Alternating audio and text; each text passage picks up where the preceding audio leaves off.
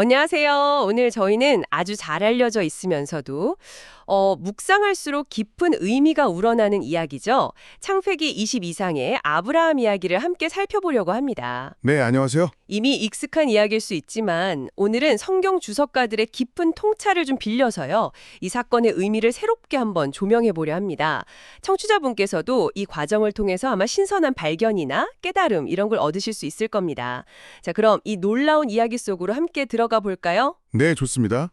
이 이야기는 사실 한 개인의 특별한 경험, 그걸 넘어서는 것 같아요. 믿음이란 과연 무엇인지, 또 순종의 본질은 어떤 건지, 그리고 우리가 참 이해하기 어려운 상황 속에서도 일하시는 그 하나님의 놀라운 계획은 무엇인지 이런 깊은 성찰을 담고 있죠. 맞아요. 오늘 이 시간을 통해서 각 구절에 숨겨진 의미, 또 아브라함이 느꼈을 법한 그 감정의 파고, 그리고 이 사건이 오늘 우리에게 던지는 메시지까지 좀 폭넓게 다뤄보면 좋겠습니다. 네. 이야기는 창세기 22장 1절. 그 일들 뒤에 하나님께서 아브라함을 시험하시려고 이렇게 시작되죠. 여기서 그 일들 뒤에라는 시점이 참 흥미로운데요. 네, 그렇죠. 여러 고난을 통과하고 마침내 평안을 찾았다 이렇게 여겼을 바로 그 시점에 어쩌면 가장 힘든 시험이 찾아온 셈입니다. 마치 큰 파도가 지나갔다고 안도하는 배에 더 거센 폭풍우가 몰아치는 격이랄까요. 그렇습니다. 그 오랜 시련 끝에 찾아온 안락함 속에서 아브라함의 처음 가졌던 신앙의 열정, 또 그 강인함이 여전히 살아있는지 확인하시려는 하나님의 의도가 좀 엿보이는 대목이죠. 아, 네. 여기서 시험하다라는 말이 중요한데요. 우리를 죄에 빠뜨리려는 그런 사탄의 유혹과는 근본적으로 다릅니다. 오히려 베드로전서 1장 7절 말씀처럼 연단을 통해 그 믿음이 진짜임을 드러내고 결국에는 칭찬과 영광과 존귀를 얻게 하기 위함이라는 거죠. 아, 연단에서 드러내신다. 네. 어떤 학자들은 이 히브리어 단어가 단순히 테스트한다는 의미를 넘어서 들어올린다 이런 뉘앙스를 가진다고 설명하기도 해요. 들어올린다. 네, 마치 학생이 어려운 시험을 통과하면서 더 높은 학년으로 올라가듯이 믿음의 성장을 위한 과정으로 볼 수도 있다는 겁니다. 그렇군요. 하나님께서 아브라함아 하고 부르시자 그는 이전처럼 예, 제가 여기 있습니다 하고 즉각 응답합니다. 늘 준비된 자세였던 것 같아요. 네, 맞아요. 그 부르심에 대한 즉각적인 반응. 하지만 이어진 명령은 정말이지. 와, 상상하기조차 힘든 내용입니다. 2절, 너의 아들, 네가 사랑하는 외아들 곧 이삭을 데리고 그를 번제물로 바쳐라. 이 명령을 자세히 들여다보면 이 표현 하나하나가 아브라함의 마음을 더 아프게 했을 거란 생각이 들어요. 정확합니다. 그냥 아들을 바치라가 아니었죠. 너의 아들, 그리고 네가 사랑하는 외아들. 물론 이스마엘이 있었지만 사라에게서 난 약속의 아들로는 유일했으니까요. 그렇죠. 약속의 아들. 심지어 그 이름, 이삭, 그 뜻이 웃음이잖아요. 노년에 얻은 기쁨의 상징인 그 아이. 네. 그 아이까지 구체적으로 언급하십니다. 이건 감정적인 무게를 극대화하려는 의도가 담겨 있다고 볼 수 있어요. 단순한 아들이 아니라 하나님의 약속의 결정체이자 노년의 유일한 위안인 바로 그 아이를 지목하신 겁니다. 와, 정말. 게다가 목적지인 모리아 땅까지 사흘길을 가야 했다는 사실, 이것도 중요합니다. 사흘길이나요? 네, 이게 순간적인 충동에 의한 순종이 아니라 충분한 시간을 두고 심사숙고한 끝에 내리는 의지적인 결단이 되도록 이끄셨음을 보여주는 거죠. 아, 그 시간 동안 얼마나 많은 생각이 오갔을까요? 그렇겠죠. 제사를 드리는 방식 또한 번제였다는 점이 중요하다고 하셨죠. 단순히 생명을 거두는 것이 아니라? 네, 제물을 각을 뜨고 불에 태워서 온전히 드리는 모든 종교 의식을 갖춘 아주 경건하고 엄숙한 행위를 요구하신 거죠. 아들을 자신의 손으로 그 모든 절차를 따라야 했다는 건 정말 생각만 해도 끔찍한 요구입니다. 네, 이처럼 이해하기 힘든 명령 앞에서 우리는 이제 아브라함의 더욱 놀라운 순종의 여정을 따라가게 됩니다. 3절부터 10절까지 펼쳐지는 그의 행동들을 보면 참 많은 생각을 하게 만들죠. 네. 상식적으로 생각해보면 이 명령에 순종하기까지 아브라함의 내면은 정말 엄청난 폭풍우가 몰아쳤을 겁니다. 몇 가지 큰 갈등 요소들이 있었을 텐데요. 우선 하나님께서 이미 주신 법, 예를 들어 창세기 9장 6절에서 명시된 살인금지법과는 정면으로 배치되는 것처럼 보이잖아요. 맞습니다. 변함없으신 하나님께서 스스로 모순되는 명령을 하신다는 게 이게 가능한 일일까? 이런 의문이 들었을 것 같아요. 그렇죠. 또 아버지로서 아들에 대한 자연스러운 사랑, 특히 모든 희망이 걸려있는 약속의 외아들, 이삭에 대한 애정은 인간의 가장 깊은 본능 중 하나 아닙니까? 그럼요. 게다가 이전의 다른 명령들과는 달리 하나님은 왜 이런 끔찍한 요구를 하시는지에 대해 아무런 설명도 해주시지 않았습니다.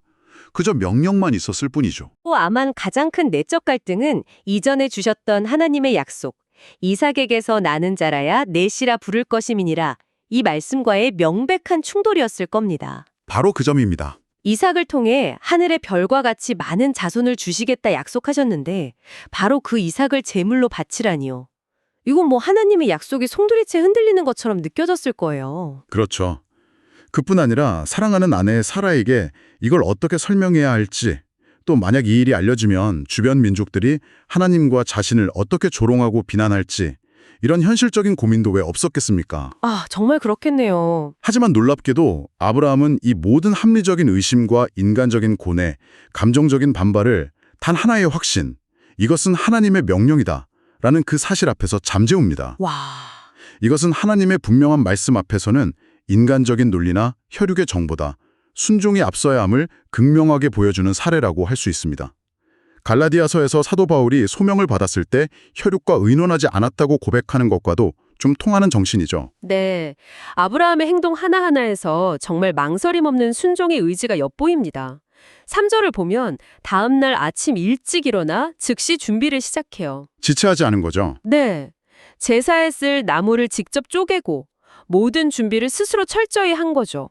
그리고 아내 사라에게는 이 계획을 알리지 않았을 가능성이 크다고 하셨죠. 아마 감정적인 방해나 만류를 차단하려고 했을까요? 그럴 수 있죠. 5절에서는 함께 간 종들을 산 아래 남겨두고 이삭과 단둘이 올라갑니다. 예배에 온전히 집중하려는 모습으로 보이고요. 그리고 6절, 이삭에게 직접 번제에 쓸 나무를 지게 합니다. 이건 단순히 일손의 동령 차원을 넘어서는 의미가 있을 것 같은데요? 네.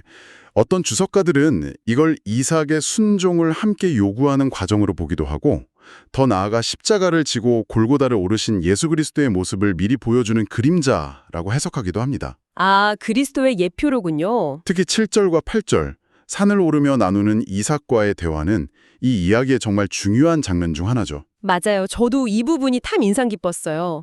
순진하게 불과 나무는 있는데 번제로 바칠 어린 양은 어디에 있습니까? 이렇게 묻는 이삭의 모습. 이건 그가 평소 아버지로부터 신앙 교육을 잘 받아서 제사의 의미를 이해하고 있었음을 보여주죠. 네. 근데 그 질문이 하지만 동시에 바로 그 질문의 대상이 자기 자신이라는 사실을 아는 아버지 아브라함에게는 정말 가슴이 미어지는 순간이었을 겁니다. 그렇죠. 그때 아브라함의 대답, 얘야, 번제물로 바칠 어린 양은 하나님께서 자신을 위하여 친히 마련하실 것이다는 정말이지 그 의미가 참 깊은 것 같아요. 네, 이게 단순히 상황을 모면하려는 임기응변은 아니었겠죠. 그럼요. 이 대답에는 여러 겹의 의미가 담겨 있습니다. 첫째는 하나님께서 지시하시는 것이라면 무엇이든 제물로 드릴 준비가 되어 있다는 하나님의 주권에 대한 온전한 순복의 표현이고요. 아, 둘째는 더 나아가서 정말로 하나님께서 이삭 대신 다른 제물을 예비해 주실 것이라는 인간의 이해를 뛰어넘는 놀라운 믿음의 고백일 수도 있다는 겁니다. 믿음의 고백이요? 그리고 실제로 그의 믿음은 잠시 후 숫장을 통해 현실이 되고 궁극적으로는 온 인류를 위해 하나님께서 친히 준비하신 단 한 마리의 어린 양, 바로 예수 그리스도로 통해 완성되죠. 와, 그렇군요. 여기서 우리 자신에게도 좀 질문을 던져볼 수 있어요. 우리가 하나님 앞에 나아갈 때 형식적인 요소들, 뭐 불과 나무 같은 건 갖추었지만 정작 가장 중요한 제물, 즉 우리의 진실한 마음과 헌신, 그 어린 양은 준비되어 있는가 하는 것이죠. 아, 정말 중요한 질문이네요.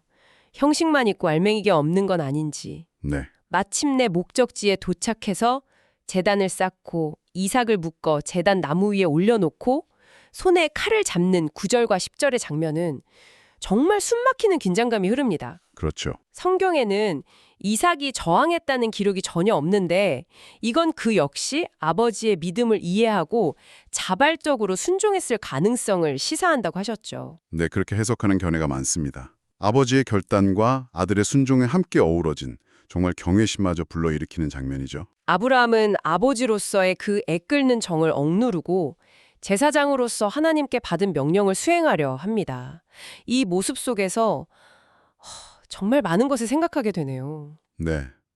죄인들을 위해 하나뿐인 아들을 아낌없이 내어드신 하나님 아버지의 사랑을 가장 선명하게 엿볼 수 있는 그림자이기도 합니다.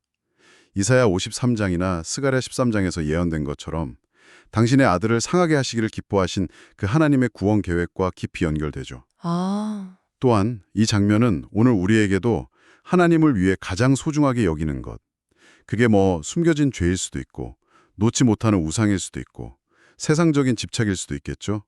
그것을 기꺼이 제단 위에 올려놓고 포기할 수 있어야 함을 강력하게 가르칩니다. 내가 가장 아끼는 그것을. 네, 바로 그 칼을 내려치려는 찰나 11절고 12절에서 극적인 반전이 일어납니다. 하늘로부터 여호와의 천사가 다급하게 아브라함을 2번이나 불러요. 아브라함아, 아브라함아 하면서 그 아이에게 손대지 말라고 외칩니다. 네, 시험의 목적이 달성된 순간이죠. 그렇죠. 아브라함이 그 무엇보다 하나님을 경외하고 사랑한다는 사실이 명백히 증명되었기에 명령이 철회된 것입니다. 네가 내 아들, 내 외아들까지도 나에게 아끼지 아니하였으니 네가 하나님 두려워하는 줄을 내가 이제 알았노라. 와, 하나님께서 아브라함의 믿음을 공식적으로 인정하고 선포하시는 순간이네요. 네, 그렇습니다. 이 극적인 구출 사건은 우리에게 몇 가지 중요한 영적 원리를 가르쳐 줍니다. 첫째는 참 역설적이게도 우리가 하나님의 뜻을 위해 모든 것을 포기할 준비가 되었을 때 오히려 그것을 가장 안전하게 지키고 되찾게 된다는 것이에요. 아브라함은 이삭을 기꺼이 드렸을 때 이삭을 온전히 돌려받았죠. 아, 포기할 때 얻는다. 둘째, 하나님의 도우심은 종종 인간의 소망이 완전히 끊어진 가장 극한의 절벽 끝에서 임한다는 사실입니다.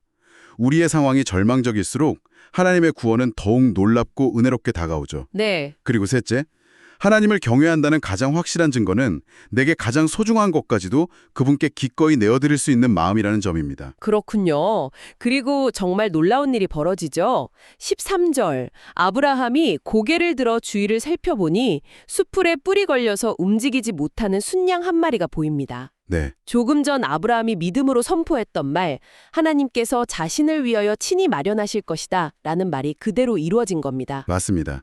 아브라함은 즉시 그 순양을 가져다가 아들 대신 번제물로 드렸습니다. 정말 여호와의 이레네요. 그렇죠. 이 숫장은 명백히 이삭을 대신한 대속제물입니다.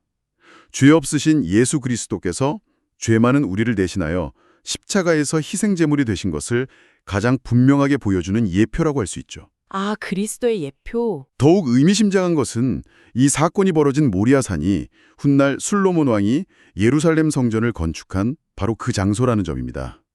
역대하 3장 1절에 기록되어 있죠. 아, 그 성전산이군요. 네. 그리고 신약 시대에 예수님께서 십자가에 달리신 갈보리 언덕과도 지리적으로 매우 가깝습니다. 마치 하나님께서 인류 구원의 위대한 드라마를 동일한 무대 위에서 점진적으로 펼쳐 보이시는 것 같은 느낌을 주죠. 와, 정말 소름 돋네요. 그래서 14절, 아브라함이 그곳의 이름을 여호와 이레라고 불렀군요. 여호와께서 준비하신다 또는 여호와께서 보신다는 뜻이죠. 네, 오늘날까지도 사람들이 여호와의 산에서 준비될 것이다 라고 말한다는 기록이 덧붙여져 있고요. 맞습니다. 이 이름 여호와 이레는 아브라함 개인의 공로나 기도의 결과가 아니라 전적으로 하나님의 주권적인 예비하심과 돌보심을 기념하는 이름입니다. 여기에는 두 가지 중요한 의미가 함축되어 있다고 볼 수 있어요. 여호와께서 보신다, 이레, 즉 당신의 백성이 겪는 고통과 피로를 항상 세밀하게 살피고 계신다는 의미. 보신다. 그리고 여호와께서 나타나신다, 보이신다, 예라에, 즉 가장 결정적인 순간에 당신의 능력과 자비로 나타나셔서 구원의 길을 예비하신다는 의미입니다. 아, 보이신다. 네, 이는 시대를 초월하여 고난 중에 있는 모든 하나님의 백성에게 주시는 영원한 위로와 소망의 메시지가 됩니다. 네, 아브라함의 순종에 대한 하나님의 응답은 여기서 그치지 않고 더욱 놀라운 축복의 약속으로 이어집니다. 15절부터 19절까지 여호와의 천사가 다시 한번 하늘에서 아브라함을 부르죠. 네, 이번에는 하나님께서 이전에 주셨던 약속들을 다시 확인시켜 주시는데 특별히 맹세로서 그 약속을 확증해 주십니다. 16절에 내가 나를 두고 맹세한다 이렇게 말씀하시죠. 하나님께서 맹세를 하신다고요? 네, 하나님께서 자신보다 더 큰 존재가 없으시므로 스스로를 걸고 맹세하셨다는 것은 그 약속이 결코 변개될 수 없는 절대적인 것임을 가장 강력하게 보증하는 행위입니다. 히브리서 6장에서도 이 부분을 인용하면서 하나님의 약속의 불변성을 강조하죠. 와, 정말 강력한 보증이네요. 그렇죠.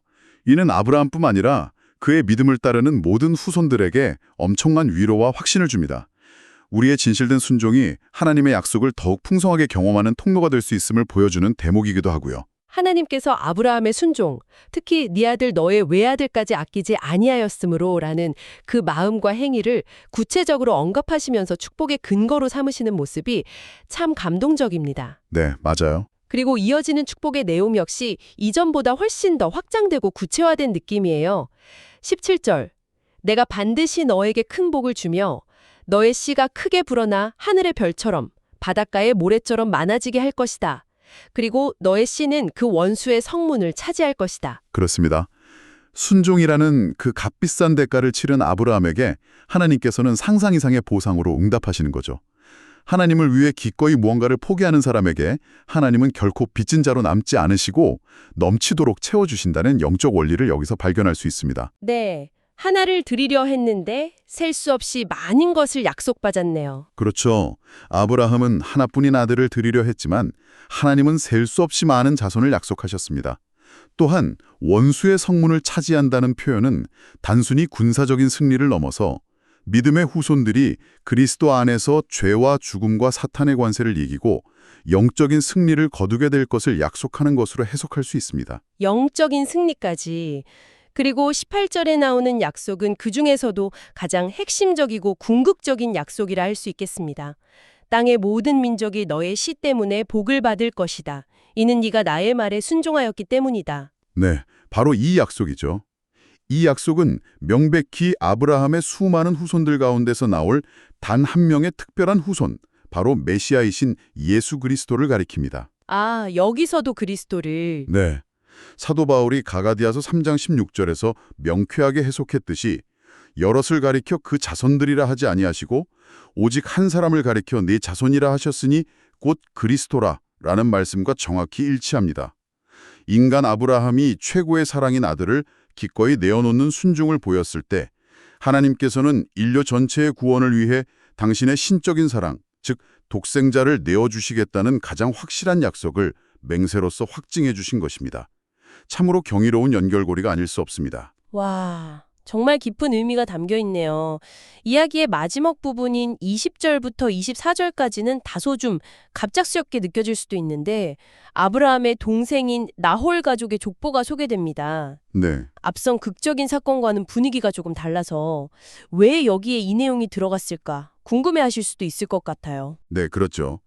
이 짧은 족보 기록은 두 가지 중요한 역할을 한다고 봅니다. 첫째는 아브라함이 비록 하나님으로부터 특별한 언약 백성으로 부름받았지만 여전히 메소포타미아에 남아있는 자신의 친족들에게 깊은 관심을 가지고 있었으며 그들의 번성 소식을 기뻐했음을 보여주는 거죠. 인간적인 관계를 소중히 여긴 겁니다. 아, 그렇군요. 둘째로는 바로 다음 장인 창세기 24장에서 펼쳐질 중요한 사건, 즉 이삭이 아내를 맞이하는 이야기의 복선을 까는 역할을 합니다. 아, 리브가 이야기요? 네, 나홀의 손녀인 리브가가 갑자기 등장하는 것이 아니라 이미 아브라함의 가까운 친족 가운데 신실한 믿음의 가문이 이어져 내려오고 있었음을 미리 알려줌으로써 이삭과 리브가의 만남이 하나님의 섭리 가운데 이루어진 일임을 암시하는 것이죠. 아, 그렇군요. 다음 장을 위한 준비였네요. 네, 오늘 우리는 창세기 22장에 기록된 아브라함의 이야기를 통해 믿음의 여정이란 무엇인지 깊이 생각해보는 시간을 가졌습니다. 이해할 수 없는 명령 앞에서의 고뇌와 결단, 또 절체절명의 순간에 임한 하나님의 구원과 예비하심, 그리고 그 모든 것을 통해 장차 오실 그리스도를 미리 보여주신 하나님의 신실하신 약속까지 참으로 풍성한 통찰을 얻을 수 있었던 것 같아요. 네, 그렇습니다. 청취자분께서는 오늘 나눈 이야기들 가운데 어떤 부분이 가장 마음에 와 닿으셨나요? 아브라함의 이야기는 수천 년 전의 기록으로만 머물지 않습니다. 오늘을 살아가는 우리 각자에게도 동일한 질문을 던지고 있죠. 하나님을 향한 나의 믿음은 과연 어느 정도의 깊이와 무게를 가지고 있는가? 그분을 신뢰하기에 내게 가장 소중한 것까지도 온전히 내어드릴 준비가 되어 있는가? 네. 아브라함처럼 즉각적으로 그리고 온전한 마음으로 순종할 수 있을까? 하는 그런 질문 앞에 서게 됩니다. 맞아요. 어쩌면 지금 이 순간에도 하나님께서는 청취자분의 삶 가운데 있는 무언가를 온전히 신뢰함으로 당신께 맡기기를 기다리고 계실지도 모릅니다. 그것은 내가 세운 계획일 수도 있고 어떤 소중한 관계일 수도 있으며 혹은 떨쳐내기 어려운 과거의 상처나 습관일 수도 있겠죠. 내 삶의 모리아사는 어디이며 그곳에서 드려야 할 나의 이삽은 무엇일지, 그리고 그 순종의 과정 속에서 여호와 이레, 친히 준비하시는 하나님을 어떻게 만날 수 있을지 잠시 조용히 성찰해 보시는 것은 어떨까요? 네, 좋은 도전입니다. 오늘 저희의 깊은 이야기는 여기까지입니다. 다음 시간에 더 흥미로운 주제로 찾아뵙겠습니다. 감사합니다.